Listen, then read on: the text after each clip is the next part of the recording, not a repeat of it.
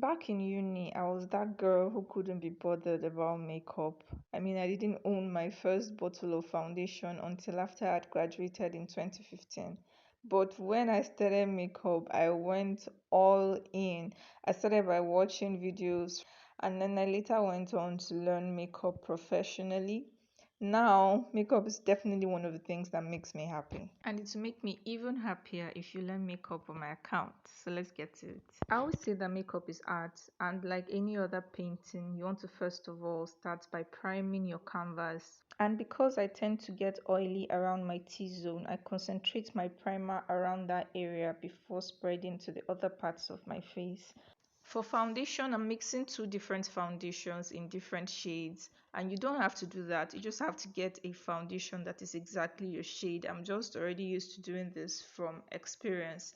I'm now using my beauty sponge, which I already soaked in water and squeezed out all the excess water. It has to be wet to just press the foundation into my face. You don't want to drag, just press it into your skin and blend, blend, blend. Makeup is all about blending. You cannot go wrong. You can never go wrong with blending. When applying my foundation, I try not to concentrate a lot underneath my eyes because that is the area I'm still going to highlight with a concealer. So to avoid too much product, I don't use too much around there, and then I just drag some to my neck, and that's it for foundation.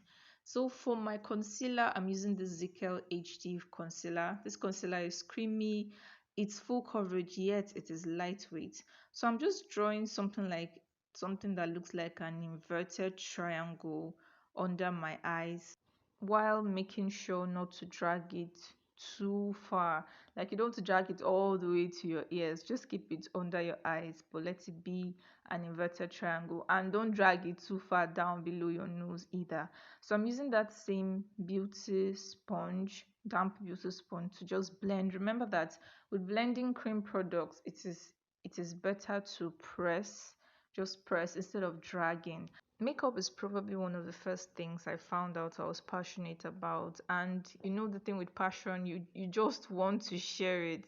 There's a burning desire in you to want to share your passion with others. But it's taken me this long to make longer form makeup videos because of this reason. Can you see the way my lighting keeps fluctuating? I've filmed a number of them, but I just keep deleting because I'm not sure how it will turn out. Shout out to Remy of Rem the Foodie, who requested that I make longer form makeup videos. I hope that in spite of the quality of this video, someone is able to learn something from here. So I'm using that same concealer to highlight just above my chin, my forehead, and also the bridge of my nose.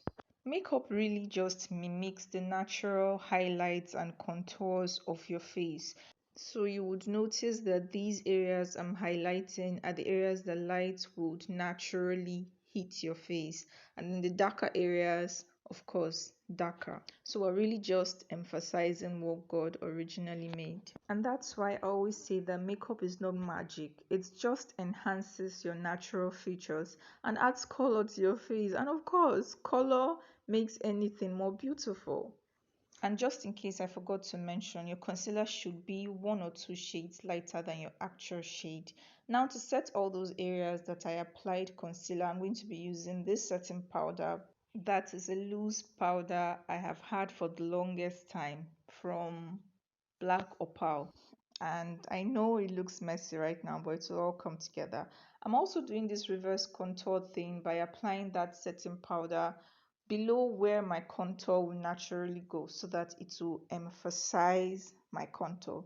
You see what I mean in a moment. To wipe off or dust off that excess powder, I'm using my powder brush after I have dipped it in a powder shade that is 1 shade lighter than my actual shade. So I'm just dusting all of that excess powder up. Remember to make sure that everything looks blended. No harsh transitions from light to dark. Everything should look sunken into your skin. Now for contour, I'm using the darkest concealer in that concealer palette. To contour my nose, using a flat concealer brush, I am drawing lines at the sides of my nose. So with makeup, you don't want to like go and draw a straight line because it might not be precise. You want to just make dots or strokes and then connect the strokes. And I'm going to form like a U at the bridge of my nose so that my highlight does not look dragged down because we're trying to get a pointed nose illusion, right? Now I'm going to blend that in. Remember to press, because remember also that you already finished up with your highlighting. You don't want to go and ruin that. Just press so that it stays in place. A trick to know where to start applying your contour on the sides of your face is from the center of your ear. So you just want to drag that down and you will see that there's a natural contour of your face. As a matter of fact, just follow that and remember that you're also pressing. Don't blend downwards, press, and if anything, press upward. I'm also extending that contour to my hairline to see how all of that just connects. Remember that when you use cream product, you should set it with some powder. So I'm using that dark shade of powder in my powder palette to set all the areas that I contoured. And you can see that it's all coming together gradually. Now using a blending brush, I'm going to set that nose contour. So see how my contour is dragging to my brow area and also to my eyebrow crease or the crease of my brows. It is just a natural progression that it's following, and if you just follow it carefully this way, you'll get it as well. Now prepping for eyeshadow using my eyeshadow primer, blending that in properly. And I'm just using my eyeshadow brush to pack that light eyeshadow color onto my eyelid, and I'm making sure not to extend it into my crease because my crease is meant for a darker color like this one.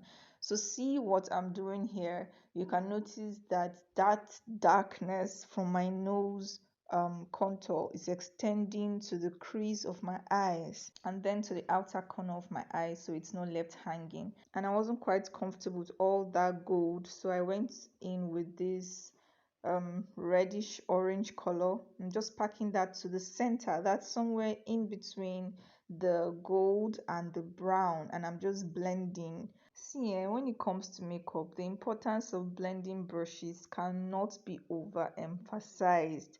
And I know that the many different products and brushes you have to use for makeup is something that discourages many people, but it doesn't have to be. Because now, unlike before, these things are more readily available and so are cheaper. Moving on, I'm lining my waterline with a black liner, also using a liquid liner to line my upper lid, my eyelid. I always feel like this is such a game changer because it gives my eyes such definition.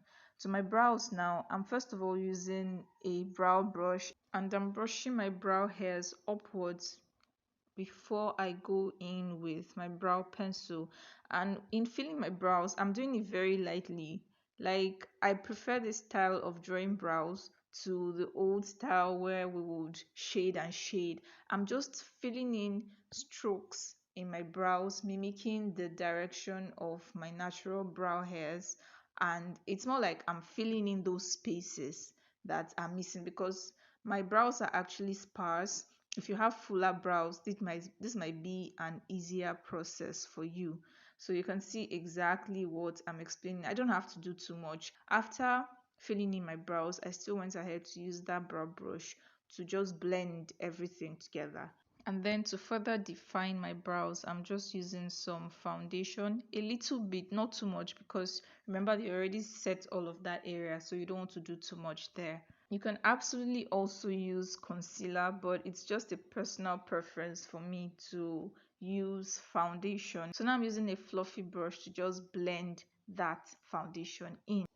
And then I'm going to go back to my face. Now onto blush. What is some makeup without a little bit of color, right? I'm using the most subtle blush shade there. And look at the color that just adds to your cheeks. Like that flush. It's so beautiful.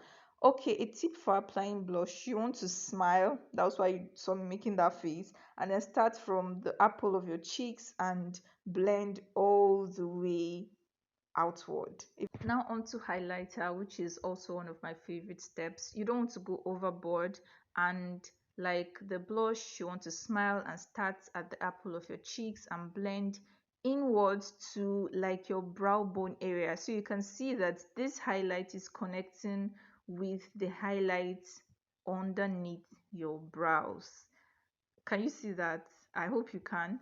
I also applied some highlighter in moderation on my forehead and just above my chin. Now I'm using a precise brush to apply it on the bridge of my nose. Remember to stop at the tip of your nose and not to drag it down. I'm now going to use that highlighter brush to just blend it, blend it, blend it so there are no harsh lines. Now I'm using my actual powder shade to finally blend all of that product in. Even though you've been setting highlight and contour all over your face, this step you cannot skip. It just brings everything together. So you want to be sure that you are not missing any area. For my lips, I'm using this lip palette. I'm using the brown shade to outline my lips, aka contour my lips, and see how I am trying to form the V on the top of my lips. What's that area called? I can't remember right now. And I'll just shade my lips and smack and blend everything together before I go on with this beautiful pink, should I call it pink now, pink shade, and then another lighter pink shade. With lipstick, I hardly ever use one or two colors. I just mix and mix until I get what I want. But you want to make sure that you are blending. That is just the key. So blend, blend. Finally, I'm going with that white shade that just makes everything come together. And I'm just applying that to the center of my lips and blending everything together. I know I've said the same for others, but this is honestly a favorite step of mine when it comes to makeup. I like to do my lips. I like to be delicate about my lips because I find that it just, completes the entire look. It can make or mar your look. Save for the mascara I'm going to apply in a bit. That's really it for this video, guys. Thank you for watching up to this point. I hope that it was worth your time. If you learned a thing or two from this video, please do me a favor by hitting the like button. It will let me know that this video was helpful and I'll feel encouraged to do more. And if you also haven't subscribed to my channel, don't forget to subscribe before leaving. Leave me a comment. I'd love to hear from you, and I'll see you in another one. Bye.